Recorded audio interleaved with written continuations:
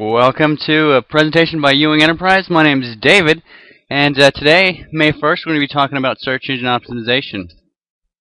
So let's jump right into it. On today's agenda, we're going to discuss the topics of what is SEO, relevancy, keywords, search engines, basically how content is obtained, site and domain factors, individual page factors, links, and a couple other optimization ideas to get your business started. Now, a subset of search engine optimization or marketing. A lot of questions surround the topic of basically what is search engine optimization, and it focuses on the natural organic relevancy of content in search results. Some practices extend into search engine marketing, obtaining links, but search engine optimization is basically the practice of getting individual web pages. A lot of people. I'd like to be clear on the distinction between a website and a web page. When someone says that my website is ranked, what they really mean is that an individual web page is ranked. A website is basically a group of pages, and each one of those pages gets crawled, indexed, and ranked on its own account. And we're going to discuss some of the factors that go into that ranking. Now, so what is search engine marketing?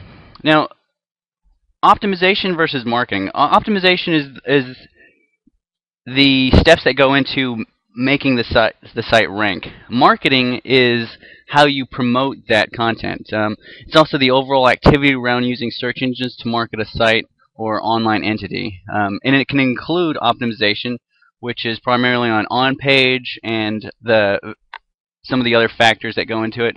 Paid inclusion, so directories, or if you buy at a conference, or a number of other offline activities. And pay-per-click. Some of you might be more familiar with Google AdWords as a advertising model. So SEO versus SEM and pay-per-click. Now, if you'll look at the screen right now, the top right and top right side are a lighter shade of green, and those are sponsored listings. That makes up 20% of the total clicks that an individual search query might get. The regular search and results pages, which is highlighted in blue, accounts for 80% of the total clicks for a search query. So in this example, we're using Alaska Cruises, and you'll see alaskacruise.com 75% off, and on the right side you'll see the first advertisement is a 2008 Alaska from $5.99. And there's two advantages from pay-per-click, which is the search engine marketing model, and the people that click those particular spots, because they're aware that they're advertisements, they actually have a higher they have a higher conversion rate, because people they're aware that they're an ad, and they're looking for that particular subject, product, service, whatever it may be, and so they're more likely to convert because they're aware that they're ads. Now, some of the pros and cons of SEO versus pay-per-click and search engine marketing. Well, search engine optimization, if you're knowledgeable and you follow Ewing Enterprise's guides, it's free. You can make these changes yourself depending on your level of coding. And let's see, searchers click on organic search results more often than paid pay-per-click. 80% click more on organic versus the paid. And some of the pros of search engine marketing pay-per-click: it's excellent at creating awareness. Campaigns can be budgeted to fit pretty much any business's needs. Some of the cons for SEO: it is fairly time-consuming, and it takes longer to see results. And this is especially true in higher and more competitive markets. If you're in, say, a doctor or selling jewelry, or it becomes a lot more difficult to rank, because you're competing against giants like Zales and huge companies that have enormous ad spend budgets, and so it is a little bit more time-consuming. Now, if you're doing pay-per-click, some of the cons is it can be pricey. Again, you're going up against these huge companies with giant budgets. $25 to $100,000 a month is a pretty consistent budget. It must be managed constantly, and the return on investment can be difficult to manage. There's also a lot of click fraud. A lot of times competitors will just go in and click on the ads, driving up your particular ad cost, and that's not very beneficial. So, some SEO ethics. Depending on how familiar you are with search engine optimization, you might have heard or come across white hat versus black hat techniques, and then of course there's the middle ground, which is a gray hat area. And basically, white hat means that they follow search engine guidelines, and primarily we focus on Google, since Google owns and has 70% of market share. That search engine is where we put the majority of our energy. Yahoo and Bing, since Bing operates, Yahoo's using Bing's search model algorithm to show those results. So it's really they're combined, and YouTube is the second largest search model.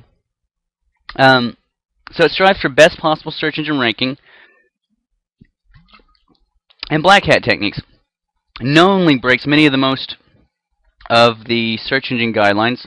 It misrepresents content. An example would this be is a technique called cloaking, where you show one page to the search engines where it's just stuffed with keywords. All the alt text it's specifically targeted to a specific phrase, and for the users you show an entirely different page, and that's an example of cloaking. So, and basically that's misrepresenting the content. And there are tons of techniques and tricks that we can teach you, but it's not a good long-term strategy. And a lot of these companies promise #1 ranking. So next we're going to discuss relevancy. The overall goal for search engines is to deliver the most relevant search results possible in the fastest amount of time. For searchers, for you, me, people using sites like Google to find information, it's to find the most relevant search result. And for site owners, their goal is to optimize their site so that the content, the services, the products that they're showing get searched for accurately. And true relevancy has become a hip. It's not a fad. Now, so if we could just cover a little bit of SEO workflow. Arguably, keyword research is the most important phase of any project, and the reason for that is because it sets the groundwork, the foundation of what your product, what you're selling, without it, you're not able to show and streamline what your goals for a particular campaign is. So after keyword research and analysis comes analyzing your site for specific on-page crawl performance issues, making sure that the URL is semantically clear, making sure that you have page titles that include your keyword but are also attractive enough for users. Because if you have a page title that says something like Capel Smiles, and that may be a keyword phrase that you're targeting, to the user, it's not very interesting. They're going to go click on another page that's a lot more enticing. Something like get your general dentistry free. That sounds a lot more interesting than just a generic two-word keyword phrase. The next step is implementing optimizations, and we're going to cover the individual techniques and strategies for that. But in short, that's basically just making the changes to your site so that they follow these specific guidelines. And monitoring results. Now, this is another phase, and there are a lot of programs. Google Analytics, Webmaster Tools are excellent for tracking, monitoring, segmenting the short-term and long-term goals that your site or business might have, and repeating these steps as needed, analyzing what's doing better, what's not doing so good, where your pages have a higher bounce rate. A lot of people might be coming to your site for a term that you weren't even trying to rank for, and it's analyzing that and figuring out how you can use that best for your business. Okay, so keywords. Keywords are the core of search engine optimization. Keywords are the terms used by searchers to find information. And the goal is to leverage and implement the same keywords throughout your content in a natural manner so that you as the site owner rank for the terms and services, products that you're trying to get people to rank for. And for the end user, it helps the audience who's searching for that information to find it. And even more important, they're attracted to your pages via the description in the search and results. And as I stated earlier, the discovery and analysis is never ending. It starts with keyword research and it continues throughout because you're constantly, as new trends come up, it's important to stay abreast of these emerging changes. So how do we discover these keywords? And known keywords, a basic strategy, and with our clients we like to start off with some of their sales staff, people that are familiar with the users, with the clients, the customers. Ask the business owners, ask the customers, check the current server logs or analytics tools if you have these in place. Check site search logs. What are people looking for? What words are they typing into Google and finding your site from? Another cool way is to analyze competitors' keywords. Look in the words in the title tag or the browser bar. You can view the source to view their meta keywords, and a lot of companies don't have the budget in place for an in-house SEO staff, and so a lot of people aren't aware that a few years ago Google, the meta keywords tag no longer has a weight. So a lot of companies and sites still stuff the words that they're targeting into that keywords tag. For our clients, we don't recommend that they use the meta keywords tag because just how we're reverse engineering our competitors to find out what the keywords are targeting, they could do the same to us, and we don't want that for our clients. So use these tools to harvest the keywords or phrases of prominent sites, the sites that are ranking #1, your competitors' sites. What words are they trying to go after? And that's typically a good place to start. So again, with the keyword discovery and analysis phase, always include variations of keywords, plurals. So widgets, hammers, synonyms. So for example, for boating or taking a cruise, sailing, journey, tour, different stems, fishing, fished would be an example, and international spelling if your business sells or promotes internationally. See harbor versus harbor, spelled with an O-U-R. And some of the online tools, they're created for pay-per-click, but you can use these for your keyword research. Tools like Google AdWords tool, it's free, and it's fantastic. We found that it's fairly accurate compared to some of the other analytics tools. Trillion, there's a free trial. Word Tracker, an excellent tool. They have a paid service, but you can get 30 days. And so this gives you kind of a good starting point. SEO Book, they have an SEO tool that has a suggestion tool. It kind of aggregates some of the other tools out there. And use multiple tools to cross-check and validate. Make sure that these findings go across fairly consistently across these other tool sets. If you find that a certain keyword on one is just killing it, getting 900,000 searches a month, and on another, say a word tracker, it's only showing that it's getting 100. Now it could be the type of phrase match, maybe it's exact, maybe they're using a broad match. And the difference between that, exact phrase means that the person types in that exact word. So, say for example, diamond ring. An exact phrase would be a diamond ring. A broad match would be any combination including those words. So, diamond ring for Valentine's Day, for example. And a phrase match would include those words, but also some other variations. So here's a look at Google AdWords keyword tool. And this phrase, Europe cruise, we were talking earlier, this is a in Google AdWords you have the option to use their old interface, which is the example we're showing, and they have a new interface, and we'll be including that in future presentations. But I like this one just because it's a little bit more clear, and the bars are a little bit more spread out. So Europe cruises, the very first word. The advertiser competition, as you can see, the green bar is completely filled, so that's 10 out of 10, extremely competitive. Many sites bidding for that. And if you'll notice the search volume in March, not too rich in searches, and the average search volume is about the same. And if you'll look to the far right, you'll see the match type is broad. So it's including some of these other phrases as well.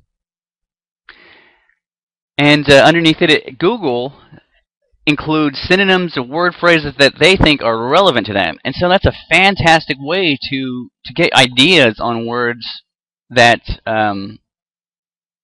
that you might not have ever thought of. So Caribbean cruise boat, Caribbean cruise package. Now these phrases, Caribbean cruises.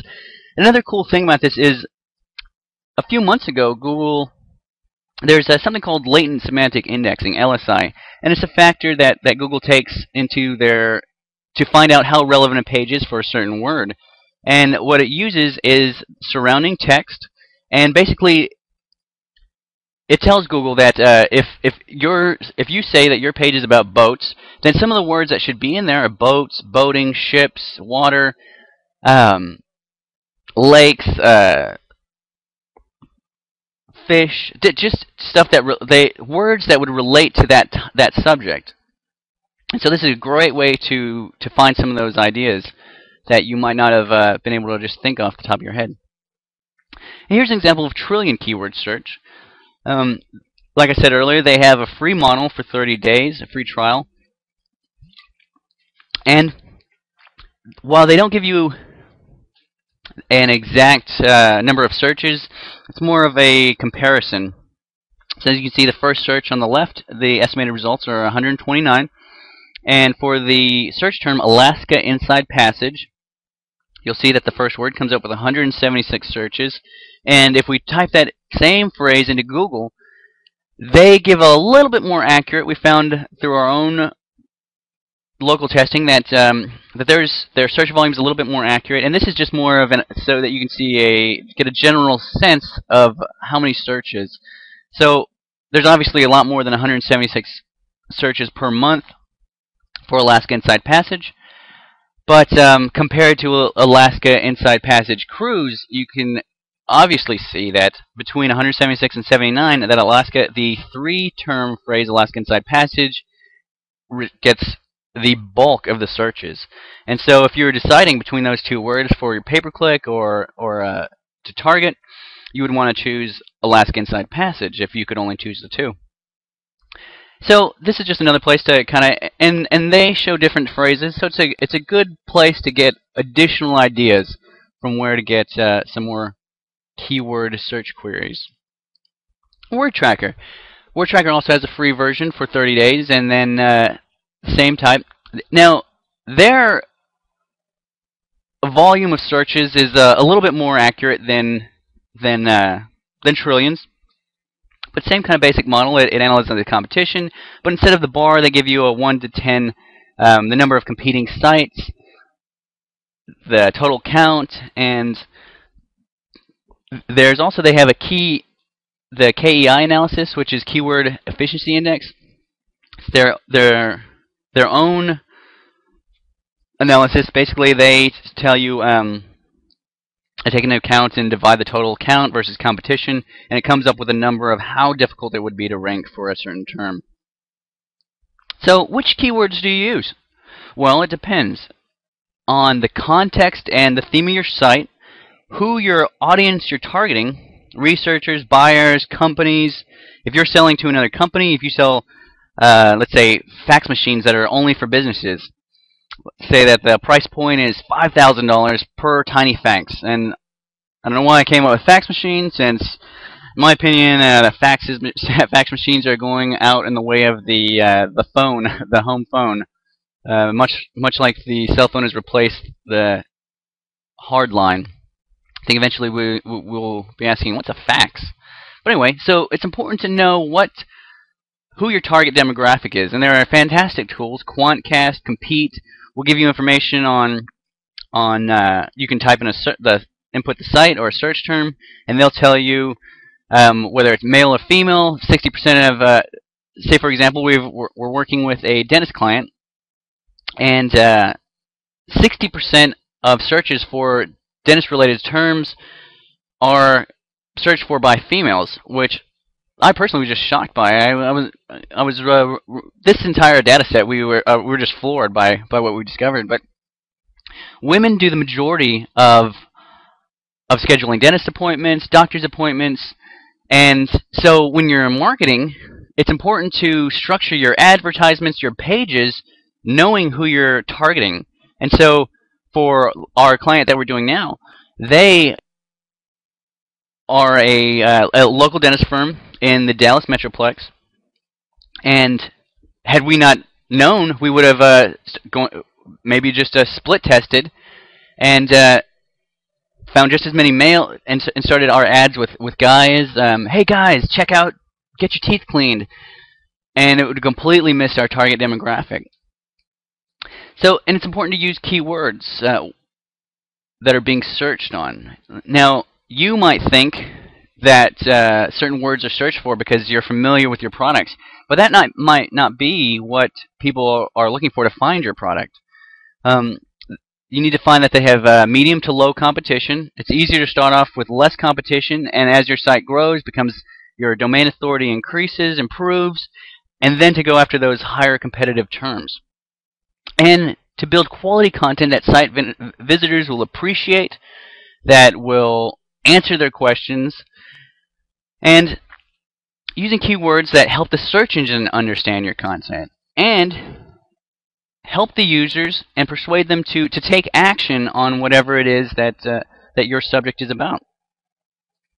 Now, possible direction of search engines to determine relevancy. It's important to organize site content into themes. It's important to site folder structure, content text, and link text. So, how search engines obtain content? Now, search engines send bots, which is just a computer program, an algorithm that spiders the web, and it crawls via hyperlinks. So, the example right here, you have just a standard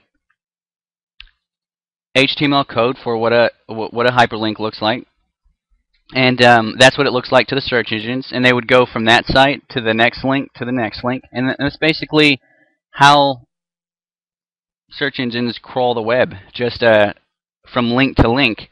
And so it's important to have your navigation set up in a structure so that your content is no more than 2 clicks away. Because if it's buried too far, then the search engines won't be able to find it. And if your URLs have a bunch of question marks and parameters in it, then the bots will get hung up and they won't go any farther than that page. And basically that means your content won't get crawled. So here's the Pac-Man, one of my old favorite games. And as you can see, Pac-Man, missing his eye, but what he's gobbling up is content, the theme, links, and metadata.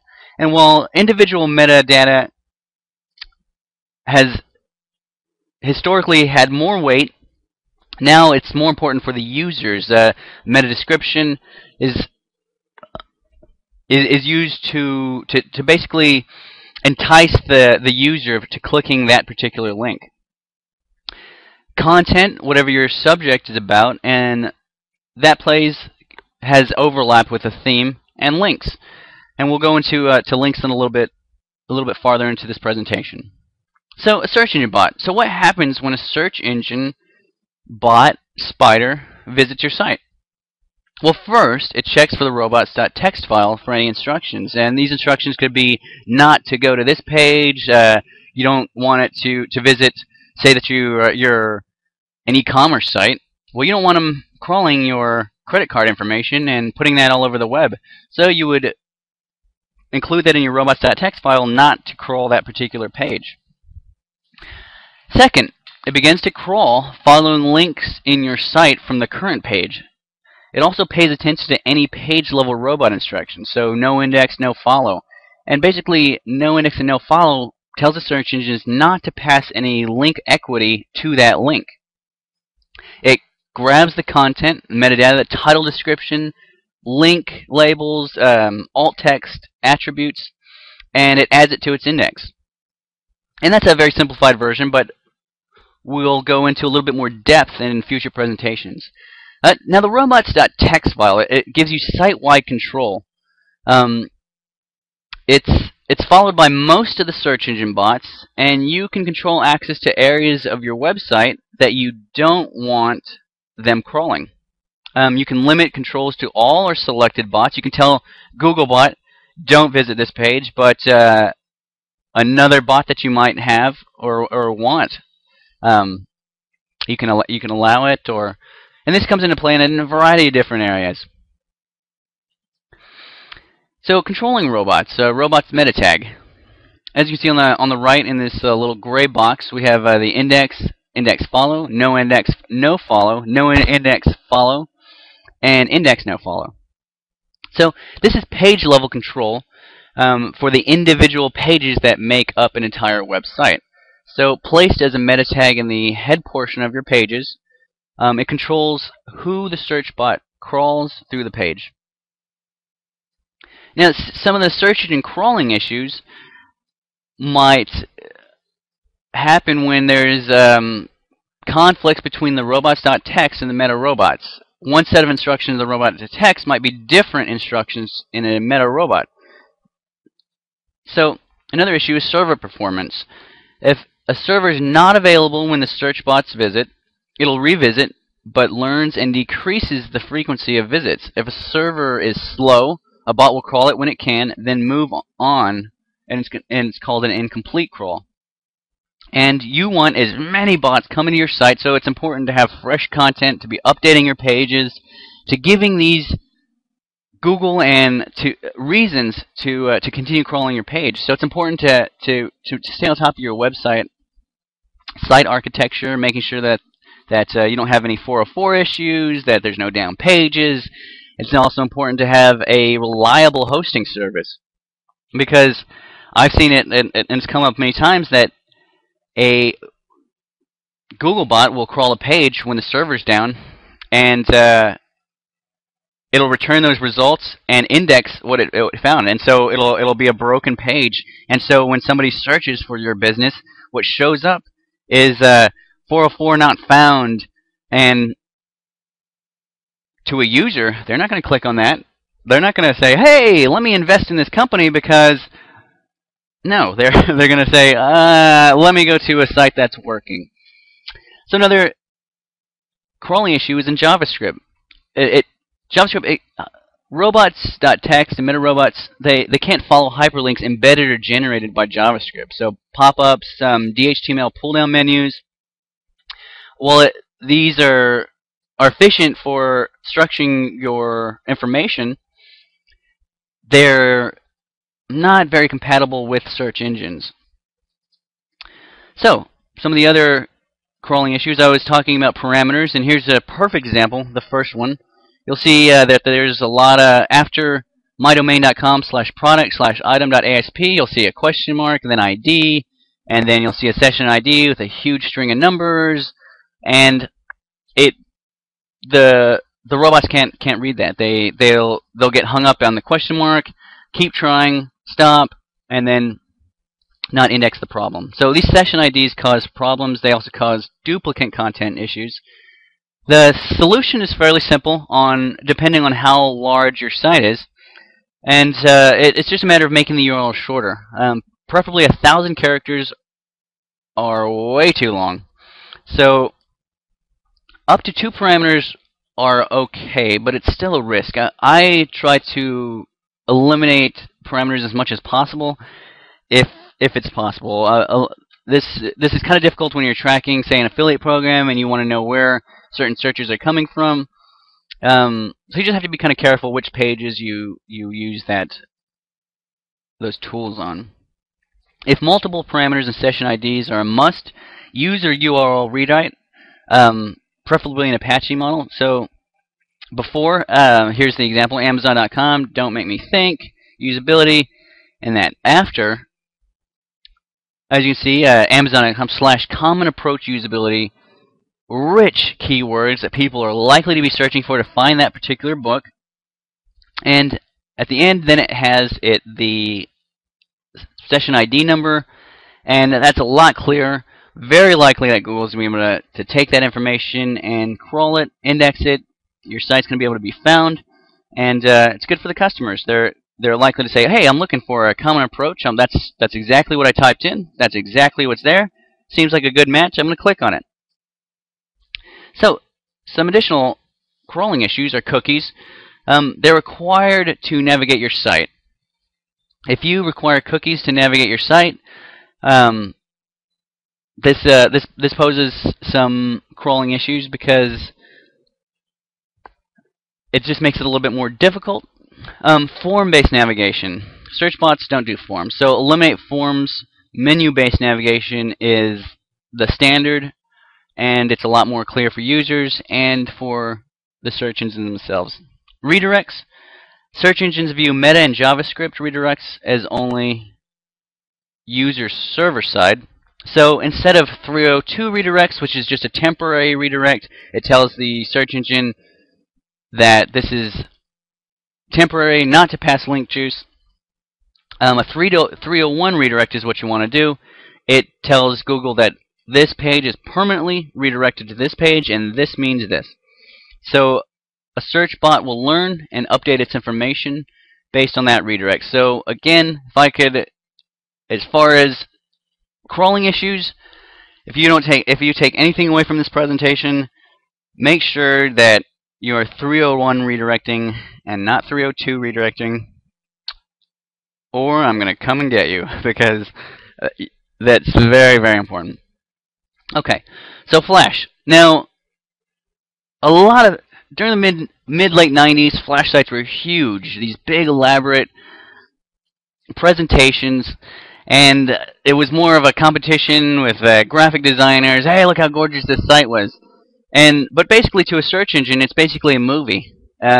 Search engines can't tell what that subject is about, so they're only able to index the domain itself, and whatever text may be on the page. So use Flash as an embellishment to your site and not as the content source itself. Methods available to improve Flash are there's a WordPress comment by a Flash developer. It's pretty good, but again, we recommend not using Flash. Search engines have come a long way with being able to read some of the text that's inside of Flash, but they're still a long way from being able to, and it's just basically not worth it. There are a lot of other options for having a catchy design. And frames. Avoid frames at all costs. Use CSS techniques. They provide similar capabilities. So, content-to-content ratio. Code used to display page versus content that is displayed. In browser view source to view code. Let's see. So, search engine indexing. How to. Obtaining links to your site from authoritative sources that'll get crawled and indexed organically. Submit your site to search engines Google, Yahoo. We have MSN, but Bing. Ask still has between 3 and 5% market share, so they're still a viable source, but not near as large as Google. And monitor your pages that are indexed, the pages that are in Google themselves. So here's a search relationship. You'll see that that Google's in the center. You'll do a search, and if it's a question, it might display some of the search engine results pages from Ask or Live Search, AOL, a lot of question-based services. And here's a screenshot of Google Webmaster Central. And it's important after you set up your site to get your site in Webmaster Tools, so that way you can monitor. It has a fantastic user interface. It's very intuitive, very easy to use. The setup is pretty straightforward, easy, and best of all, it's free. So I don't know why. There's absolutely no reason not to use Google Webmaster Central. They give you tips on improving your site with their tools.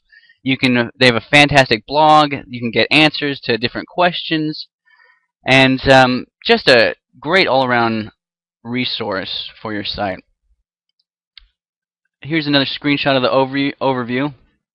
So this is Sun Tours. It shows the pages. Right now that we're on the overview section, and it shows pages that are indexed. The last time that Googlebot visited the page. Here's some web crawl errors. This site's doing fantastic, as you'll see. No errors, no HTTP errors. There's 17 pages not found, which is probably an issue. URLs that timed out, which means that there are parameters, little question marks that we were talking about earlier. Those are not an issue. So overall, pretty good. You need a trusted feed to push your content into Google. Generate sitemaps online. There's a fantastic, easy, free resource at xmlsitemaps.com, and it can be used for both Google and Microsoft, or Bing, depending on how you do it. So how do we implement this How do we implement these strategies? David, I want to know. Well, hold on, I'm about to tell you. Okay, so domain, site, page elements, and links. Those are 3 topics we're going to cover, and I want you to buckle in, because it's about to get nasty in here. So the domain/site optimization. Age of site. This builds prominence and credentials. Depending on how old a site is, if a site's 10 years old, that shows that, hey, this has been around a while. And if there haven't been any problems, there hasn't been spam reported, most likely this is a good quality resource that's earned link juice that people are visiting. It's a lot more trustworthy than, say, a site that just came out a day ago. Between the two, Google's going to pick the one that has a little bit more domain age, because it tends to kind of stand the test of time, if you will. Now, inbound link popularity into a site, which is how many links are linking to a particular site. What this means is basically a simplified version of links is it's basically a vote. It's one web page. It's kind of a democratic system. Links are, if there were people, it would be like, hey, I vouch for this guy, and I'm linking to him. I'm raising my hand. I'm saying, yeah, him. And even more important is when a site not only links to another site, but uses keyword-rich anchor text. And so they're saying, hey, I vote for this site, and it's about diamond rings. That to Google would say, hey, this site, it's getting a ton of votes. It's getting a lot of people are saying, hey, I like this site, and this site is about diamond rings. So they're more likely to rank that site for the term diamond rings. If you're a jewelry store, or if that's what you're targeting, selling, giving information about. Topical inbound link relevancy to your site. So if you have a ton of links, for example, from Viagra to your site, and you're selling diamond rings, well, that's not very relevant, and it raises a red flag that you might be doing some black hat spamming techniques to get these link acquisition, and it's not a very strong long-term strategy. Link content is the theme topical. So if you're selling diamond rings, and we'll just say on this example because it's pretty straightforward, then some of the topical themes that might be around it would be say engagement, weddings, gifts, Valentine's gifts, Christmas gifts. Those would all be different themes that would match diamond rings. So that would be an example of content that's related to that particular product. Now, if you're getting links from car insurance and your website is about diamond rings, then again, raises a red flag. how often or the frequency of new inbound links. So if you have a few links from 10 years ago and you don't have any links in the last 5, then to Google that means, hey, this site isn't as up to date, isn't as current, and we shouldn't give it as high of a rating for a particular query. And another factor is the number of searches over time where the site appears in results. Keywords and domain. So if you're selling diamond rings and your domain is diamondrings.com, and you have that in the folder structure, which is, if you're looking at a URL, it would be diamondrings.com/diamondrings. That would be an example of the folder structure. And that is a strong case for that site, and that page is most likely about diamond rings. And if it has a ton of links pointing to it, with the anchor text saying diamond rings, a ton of people voting and saying, hey, this site is about diamond rings, and the site says it's about diamond rings, then that seems like a fairly strong match for that phrase, and it's likely to get a respective high ranking for that phrase. So on-page optimization. How old is the document, the page itself? Freshness of the document, or query deserves freshness, is what Google calls it, QDF algorithm. And basically, the short version is just that, how recent is it? If a topic just came out about diamond rings, then it'd say there's no more diamond rings. If you have a page that just came out yesterday and there's all this information in the news about diamond rings, and you have a page that came out yesterday and you've been ranking #1 for the phrase diamond rings, then you make a strong argument that, hey, we need to show this because it's relevant to what all these searches that are going around for diamond rings. So page file name, you want to use keywords, hyphens as separators, and we'll go down into a little bit more detail in some future slides. The number, quality, and relevance of links that are pointing to your site. As far as the theme of your page, it needs to be focused on a single topic, and leverage some of the CSS layouts with external style sheets as opposed to external JavaScript to create a content to code ratio. One of the most important things you can do fast is page titles. And these need to be unique for every page on your site. They should contain 1 or 2 keywords specific to the content of that page, and its most important keyword phrase at the beginning of the title. You want to repeat the keyword phrase up to 2 times and limit it to approximately 65 characters. It'll appear in the browser window title, and if you're looking at a page, it's usually the very top left-hand corner of the page, depending on what browser you're using. If it's, say, you search for diamond rings and you went to the site, at the very top left corner, you'll see if this page is optimized for it, it'll say diamond rings, diamond ring sales in Dallas. And that would be an excellent example of the keyword being in the very front, but still being attractive enough and interesting enough that a user wants to click on it. And it needs to be persuasive for humans. So here's a code example for what page title. We have our example, rubber widgets, and the title is largest selection of rubber widgets. There's the keyword phrase twice in the page title, and it's still pretty clear to the user and to Google that this page is about rubber widgets. Page title. So what about dynamic pages? Pages that are created automatically. And this comes up a lot with e-commerce sites. So you want to use variables in the title to interject keywords for the content of that page. And here's an example. The product name, best selection of product name title. And that closes the tag with. So the meta tags placed in the head portion of a page. Example, here's some of the syntax. Description, as you see, this is just what it would look like if you were using Dreamweaver.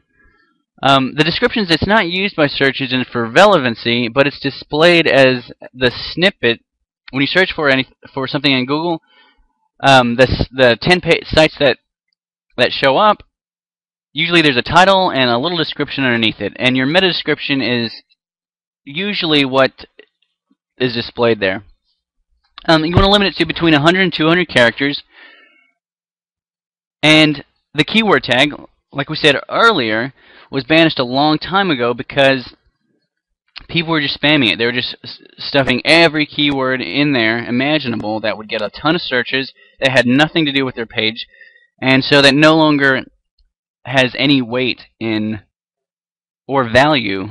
And a lot of site owners aren't aware of that, and so that's why it's really easy to reverse engineer what they're trying to go after.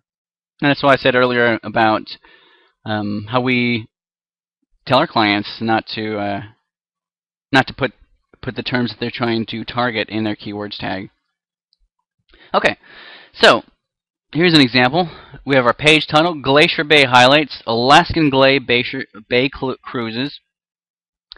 The description: save up to $300 per cabin, ends 3/31, and a little example.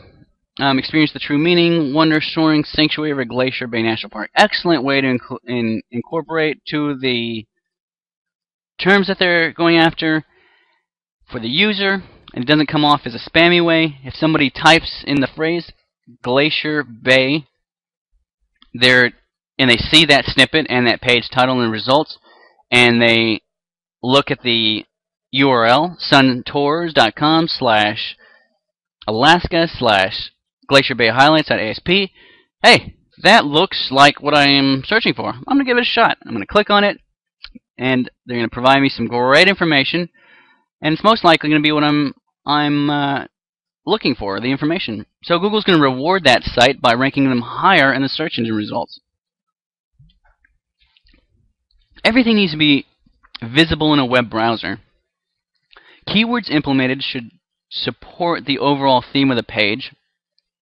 Factors: keyword prominence, where on the page it appears. Keywords that are higher in or above the fold are more relevant, play more weight than if you were to put the keyword that you're targeting at the very end of the entire article or whatever it is you're talking about. Now, I want to be kind of clear on keyword density. You'll hear a lot of shady SEO saying, hey, we got to get that density 5 to 7%, 2%. And Matt Cutts has been very clear that not to worry about keyword density, to write your content for users, and not trying to stuff your keyword in there. So you want to include your keyword. I'd recommend between 2 and 4 times. That would occur naturally in a conversation. You don't want to say, if somebody was just like, hey, diamond ring, and then we're going to go to the store, it has great deals, diamond ring, and save today, diamond ring, you'd probably throw your drink on someone that was talking like that and leave. But if someone says, hey, I have a great deal on some diamond rings, and today only we're doing a 30% sale, and if you buy a diamond ring from us, we'll also throw in a warranty free of charge. Check us out. That seems like a real natural conversation. Somebody's not going to think that's spammy. It's useful. It just works for both the user and the search engine. So search engines also look at the content or the words that are around the keywords to check them for relevancy. So if your theme is diamond rings, then you'd probably have maybe engagement rings, loose diamonds, tennis bracelets, weddings, different phrases that would be around diamond rings. Most likely you wouldn't have keywords that are diamond rings and with the terms like Viagra and car insurance and gambling right next to it. That it just isn't a likely natural thing that would happen. So including primary or supporting keywords in your highest heading tag, your H1 tags. So your heading tags, H1 through H6, are a great way to tell a search engine that this phrase, this word, this is more important than the tag that's in the H6 tag. But you're still telling, hey, Google, this is important, this is important, this is important, but this one's just a little bit more important than H6. And so make sure it makes sense to humans. There's also something called font decorations, and basically it's bolding, italicizing, underlining. That's a great way to highlight, to bring focus onto your keywords, and to tell Google, hey, this word is what you're targeting, and you're kind of shining the spotlight on it. So if you have diamond rings, you could bold that, and a little bit later, and you have it again, maybe italicize it or underline it, and that's called font decoration. So emphasizing keywords. Look at that! I just got a little ahead of myself. It shows search engines that it's important. You can use the strong for bolding or the EM tag for emphasizing. Don't use the B or I, it's outdated. Only emphasize short segments of words, 1 to 4 words. Any more loses impact and value of emphasis. Everything is emphasized and it dilutes the keyword meaning. So, SEO Mods did a fantastic correlation causation analysis, and they found that alt tags have a pretty strong correlation to a high ranking, which I thought was pretty interesting. So, and what that means is the alt tags are basically when if an image is broken and it doesn't show up and you just see like a big square, or for blind users, it tells them what the image is. And so you want to take that opportunity to name your images the keyword that you're targeting. So as you can see, the image that we have is a delicious, one of my most favorite, spam. It's just so tasty. I'm just joking. It's not one of my favorites, but the alt text for that would be spam. And if somebody was looking, say in Google Images, and they typed in spam, and the file name was spam, and the alt text was spam, and that was on a page that was spam, the greatest thing ever, then that's likely to show up. So use the alt attributes to provide information about the images, short description of the image, include keywords where it makes sense, make sure it makes sense to humans, and it helps in usability. Don't use images in place of text. If required, consider image replacement techniques. Links. Links, one of my favorite topics. Depending on who you ask, some people think that links play about 90% of the importance of ranking a keyword, and on page and all the other factors are 5. And a good example to go with that is a few years ago, there's it's still a viable technique. It's called, well, kind of lost the example, but links within your site to pages within using internal links have some value. So your own pages linking to, the way you use your own pages to link, you can make that advantageous for you. So if you have a 1,000-page site, most people's home pages are the pages that rank the highest because they have the majority of the pages that they have underneath that somehow linked to their home page. So the way you can take advantage of internal linking structure is by linking to your home page from your other pages with rich anchor text.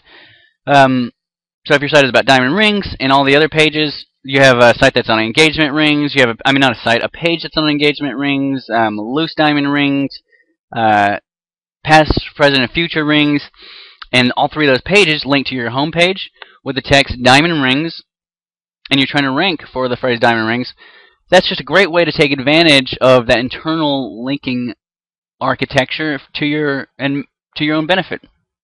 So inbound links to your site, pages, and content should be from quality, authoritative sources, and external links should be considered unbiased proof that your content is quality. The link's anchor text is very important, and it should contain relevant keywords, and this raises the link value. So, inbound link best practices. I'm getting hungry just looking at that spam. Okay, so obtain links from quality authoritative sources. That can't be overstated. So some top site examples would be like CNN or Wikipedia. Sites that have a great page rank. And PageRank is just a Google term for the quality of inbound links. If you have Google's toolbar, you'll see a little green bar at the top, and it's on a 0 to 10 scale. And an example of a 10 would be Google. And most sites fall far below, and it's on a logarithmic scale, so 2 to a 3, a 3 to a 4 increases exponentially. An example would be, say it takes 20,000 links to have a page rank of 3. To have a page rank of 4, it would take something like 100,000, depending on how the quality of the links. Because obviously, it would ideally, if you had a link from Google, if you had a link from CNN, that you could outrank just about everybody with just a few links from quality sources. And not just linking to your home page, but deep linking. So linking to your sub pages, super important. That not only raises the rank and value of those pages, but in turn it raises the value of that domain. So that's super important. Not getting links from shady sources, link farms, rings, link exchanges from sources that have little or no page rank, and I want to be very clear on not purchasing links from others. It's really easy for Google to figure out if you're engaging in link buying, and I've seen sites going from making $100,000 a month to completely delisted and banned from Google, and the site owner has no way of reviving it or their income or any, so they lose their entire business in no time. And Google is constantly, and the other thing too is all it takes is a user, somebody, a competitor, to spam report your site and have it removed from Google's index. And so it might work in the short term, and a lot of companies gamble that it will, but long term, it's just not a good practice. So here's some link building ideas. Blogs. Creating your own blog that's constantly updated with fresh content. Link to your home site, your money site, and commenting on other subject-related relevant blogs. And a lot of times you can use the name field to either put your company or a keyword. And as long as you're commenting, as long as your comments are relevant to the article and post, then most site owners don't have a problem with using the name field as a way to include your keywords. Some site owners will just take out the link or delete the name, but for the most part, it's a pretty safe practice. RSS feed syndication. Now, syndicate information from your site, blog to be displayed on other sites. The cool thing about this is you can control the anchor text, which is another. We talked about anchor text is a way to tell Google what this site is about. Press releases are a great way. It not only gives information about your products, whatever you're selling, but just a great way to get a link back to your site. Articles. Now you can build yourself within the community by writing articles, how-tos, information, and syndicating that across the web. It links back to your site. Usually for the most part, there are a lot of high-quality article directories and listings, and this can add great value to the users and help your site rank better. So, who's linking to you? How do you find that out? Well, there's Google Webmaster Central. Wink, wink. I don't know if I've stressed the importance of setting your site up, but if you take anything away besides the 301 redirects, setting your site up with analytics, absolutely fundamental. It's important to know where your site is. right now, because you're going to be running in place if you don't know where you're at, and you'll have no way of knowing where you're going.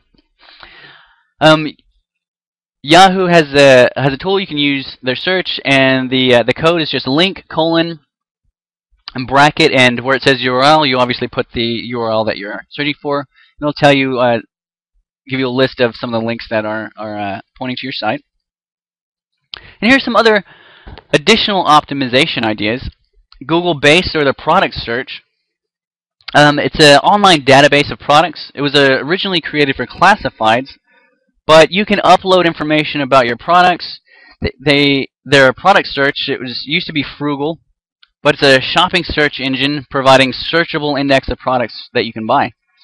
And what's cool about that is, because it's in Google, people have it just has a little bit more trust, because it's like, oh hey, this is in Google showing me this, so people are more likely to purchase than if they went to a poorly designed site and it looks they have those MySpace graphics all over the page, and it's just like, huh, should I give my credit card information to this? Probably not. There's a product called Google One Box, and for certain keywords it displays content above the organic search results. And this is becoming more and more prevalent. Google's showing image results. So we'll talk about vertical inclusion, vertical targeting a little bit later, but this is just a short example of how you can use some of the Google products to show some information and build link value to your site. So here's the Google Base product search one box. Fairly intuitive. You can do it in an XML and Excel spreadsheet. You can also do it in a text version. You basically upload it, a manual upload. It's pretty fast, and the format is a tab style. So it doesn't take too long to set up, and it's super valuable. And this would be an example of what we uploaded. This is Google Products, and if you have Google Products, I recommend using, at least adding Google Checkout, because if you'll notice, if you do any sponsored listings, the Google Checkout will show up underneath it, and that's just a great way of adding some additional trust value to the user. And you can see an example of the product search. Kind of highlight the rest of it's in white, and we searched for a Nikon D300, and Google's displaying at the very top above the first organic listing, and underneath the sponsored links, they're displaying some of the products. So if you were selling a Nikon D300, you would definitely want to be in that product search, and you'd also want to be. So just imagine how valuable it would be to rank #1 and have a listing in the product search, and even doing some additional sponsored advertising. If a customer sees, hey, you're ewingenterprise.com, we're in the sponsored listing, we're in the product listing, we're ranked #1. Hey, we're making a strong case that their search can be answered by this site. So, analyzing and monitoring your site using analytics tools. You want to track visits, conversions, referrals. You want to use a monitoring tool to monitor your site's ranking based on the keywords that you're targeting. Researching competitors by their age, the number of inbound links, the keywords that they're using. And that's just a little bit. There's a little bit more depth, but we don't want to blow your mind right now. So the next subject is content, and content is king. So performing a detailed analysis on keywords, making sure your site is crawlable, using web standards to create clean, light pages, implement keywords on appropriate page elements, obtaining links from quality authoritative sources, and designing and implementing with the users first, then the search engines second. So we're going to do a little video that we had. I'm going to play a little bit of it, and you can check this out and other videos on ewingenterprise.com on Google. let's see.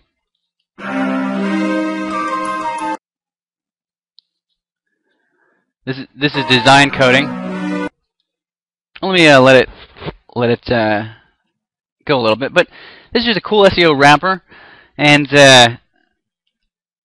you're just getting an idea of a creative way to use some coding and just a way to build content that's creative, that's interesting, fresh, that people will want to engage with, and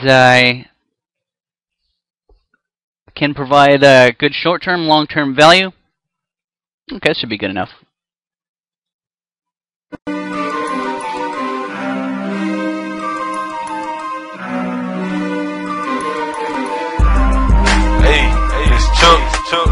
Design and coding. The design of your site, the coding of your site, the key components to how your site is optimized and the conversions you get. If design and coding right, it'll work for you. Check it out. Your site designed. Okay, so that's just a little bit of it. And if you'd like to watch the rest of the video, feel free to go to our YouTube channel. First thing people see, it should be reflective of you in the industry. Easy to look at with a nice navigation when they can't find what they want. It causes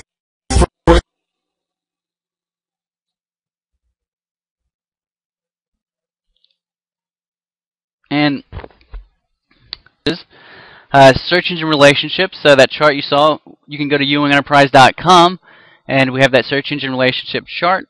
Some of the keyword tools. Google AdWords, the Trillion Word Tracker. Web CEO is a great client-based keyword tool. If you go to Ewing Enterprise, not only can we do a lot of this for you, but we have some free tools as well, and we'll be making that available to the public. If you sign up for our ebook, it'll give you access to not only those resources, but a huge wealth of others. There's Omniture, Mint, Web Trends, a stat counter, and as far as tracking, monitoring, SEO for Firefox Tool is a great plugin. Google Toolbar is a great plugin, and what's cool is that they're free. So there's no reason, no budget can't afford a free trial. Some of the books: Search Engine Marketing by Mortman and Bill Hunt, Building Profitable Websites, the Online Copier's Handbook. We also have a free SEO ebook, 20 must-have SEO tips, on our site, youngenterprise.com, so feel free to check those out as well.